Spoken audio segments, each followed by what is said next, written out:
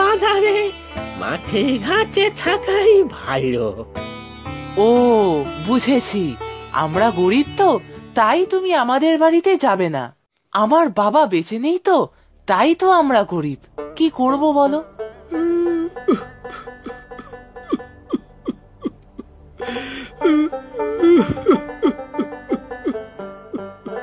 ও দাদু, তুমি আবার কাঁদছো কেন?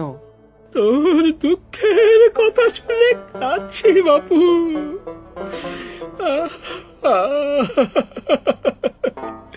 আমার নাতিটাও তো এরকমই কথা বলতো। আর কেঁদো না দাদু, আমার মাও খুব কাঁদে, তবে আমি কিন্তু কাঁদি না। কেঁদে কি হবে শুনি? আমি লড়াই করে বড় হব। আচ্ছা বাপু, আচ্ছা, চল দেখি তোদের বাড়িতে গিয়ে কদিন থেকে আসি। তুমি যাবে দাদু? আচ্ছা চলো চলো। তোমার জিনিসপত্র কিছু আছে নাকি? তাহলে নিয়ে নেব।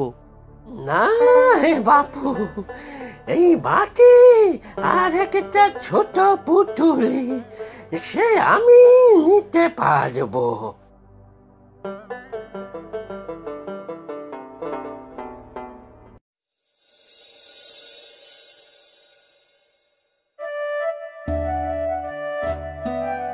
এই দেখো দাদু, এটা আমাদের বাসা। মা চলে এসেছে মনে হচ্ছে। মা, ও মা, দেখো কে এসেছে। এতক্ষণে এলি রে রাখাল? সে কখন থেকে বসে আছি। ওমা, মানে আপনি? দাদু গো দাদু, আমি নিয়ে এসেছি। দাদু মানে? আমাকে তুমি চিনবে না মা, আমি অন্য গ্রামের লোক।